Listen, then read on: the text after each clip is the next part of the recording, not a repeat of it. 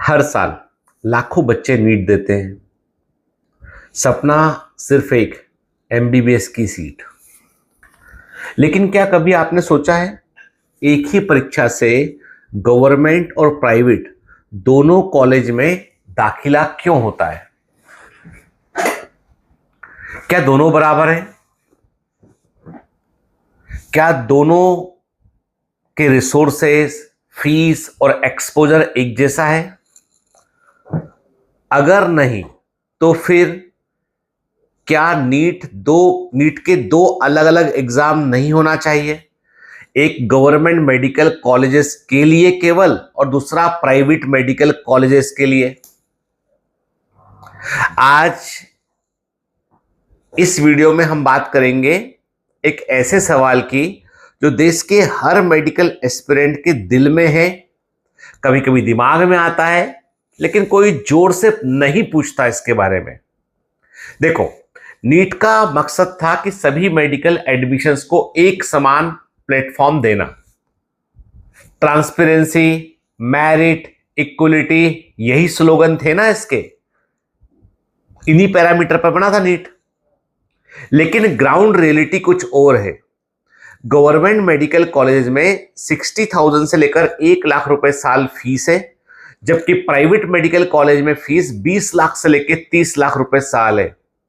दोनों जगह पर एमबीबीएस ही करवा रहे हैं, लेकिन एंट्री में और एक्सपीरियंस में आसमान जमीन का फर्क है।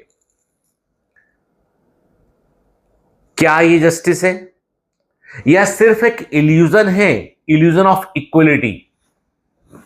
देखो, हम ऐसे समझते हैं कि इकोनॉमिक इक्वलिटी कहां पर आ रही है।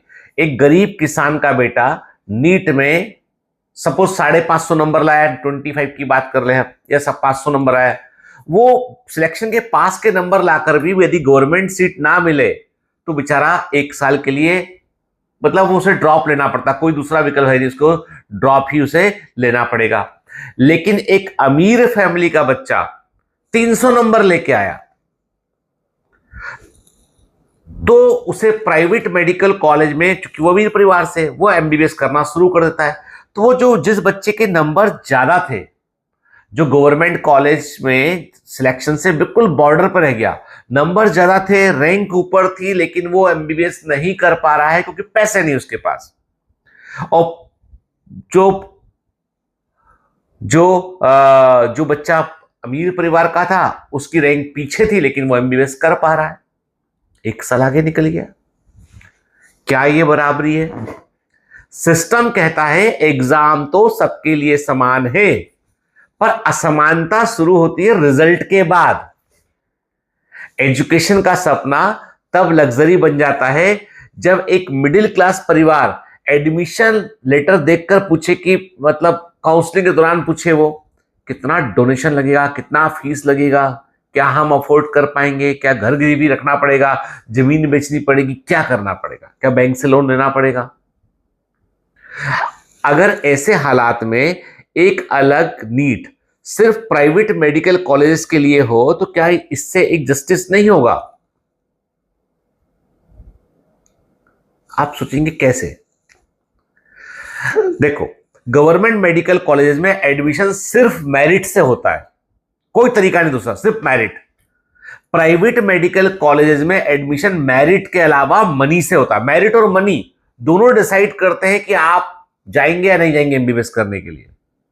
तो फिर क्यों ना दोनों के लिए अलग अलग कट ऑफ, अलग एग्जाम पैटर्न, अलग काउंसलिंग हो? तो इससे कम से कम मेरिट का अपमान तो नहीं होगा।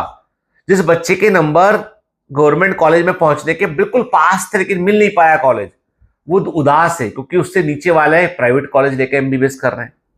तो मैं चाहता हूं मेरिट का अपमान रुके, क्योंकि जब एक बच्चा बाउंड्री पे नंबर लाके, अच्छे नंबर लाकर भी सीट के लिए रोता है, और दूसरा बच्चा कम नंबर लाकर, फीस देकर, हैवी फीस देकर एडमिशन लेता है, तो सिस्टम को शर्माने की जरूरत है। अब कुछ लोग मुझसे बहस करेंगे, कहेंगे एजुकेशन है, कंपटीशन है, और जो अफोर्ड कर सकता है वो पढ़े। लेकिन सवाल ये नहीं है कि कौन अफोर्ड करता है, सवाल ये है क्या डॉक्टर बनने की कीमत पैसे से तय होनी चाहिए? मेडिसिन कोई प्योर बिजनेस नहीं है, ये एक सर्विस है। अब आप खुद सोचिए, अगर डॉक्टर की जर्नी की शुरुआत हैवी मनी, भारी पैसे से होगी, तो एम्पैथी कहां से आएगी? क्या फिर वो हीलिंग को बिजनेस नहीं समझेगा? क्या हीलिंग बिजनेस नहीं बन जाएगी? तो सॉल्यूशन क्या है? मैं यदि सरकार में होता, इफेक्टिव कुछ पद पे होता, मंत्री होता, तो मैं नीट को 2 भागों में बांट देता। NEET G for government medical colleges, सिर्फ मेरिट बेस्ड सिलेक्शन स्टेट और सेंट्रल कोटा के साथ। फिर NEET P for private medical colleges, जहां स्टूडेंट कंपटीशन तो दे पर रैंकिंग और फीस में ट्रांसपेरेंसी हो। Higher rank less fees, lower rank more fees, capitation fee खत्म हो, merit cum means scholarship system पर आए। गरीब बच्चा यदि प्राइवेट नीट पी देगा और टॉप रैंक पर है, तो प्राइवेट मेडिकल कॉलेज को ऑफर दें कि आप हमारे यहां इतनी फीस कम कर देंगे, जैसा फॉरेन यूनिवर्सिटी में होता है। और जो रिच स्टूडेंट है वो उसको भी मेरिट से कॉम्पीट करना चाहिए, सिर्फ पैसा नहीं, पैसा प्लस मेरिट, तो उसका भी कॉन्फिडेंस बढ़ेगा। मैं कहता हूं आपसे, अगर ऐसा सिस्टम बन गया ना कि नीट जी अलग हो और नीट पी अलग हो, तो मेडिकल एजुकेशन फिर से पवित्र हो जाएगा। डॉक्टर पैसे से नहीं, पैशन से बनेंगे।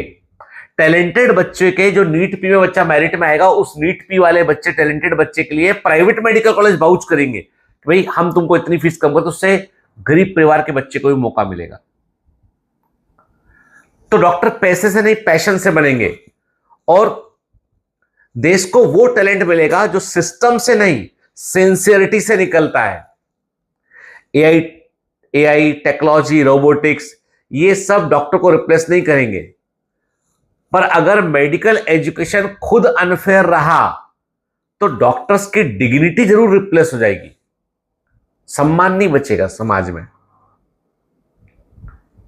तो सोचिए, क्या हमें 2 नीट सिस्टम चाहिए या एक ऐसा सिस्टम जो सच में इक्वल अपॉर्चुनिटी दे? एजुकेशन का मतलब है अपलिफ्टमेंट, ना कि एक्सप्लॉइटेशन। और जब तक फीस में, फैसिलिटीज में और फेयरनेस में इक्वलिटी नहीं आती, तब तक एक एग्जाम करोड़ों सपनों के साथ न्याय नहीं कर सकता। I am doctor Geetendra and I have a message for you. अगर एग्जाम एक है तो अपॉर्चुनिटी भी एक जैसी होना चाहिए, वरना मेरिट और रैंक सिर्फ मेरिट, रैंक, मेरिट सिर्फ वर्ड रह जाएगा, मीनिंग नहीं। आप अगर मेरी बात से सहमत हैं कि नीट पी और नीट जी अलग अलग होना चाहिए, तो कमेंट में लिख भेजिए।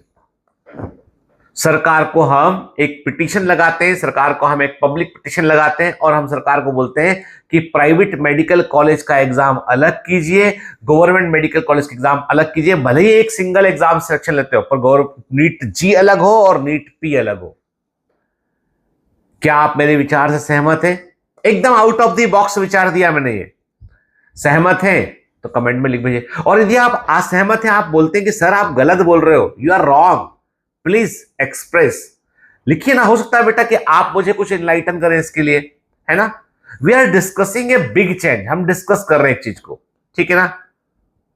डिस्कशन में सब तरह की पॉसिबिलिटी होती है। All the best.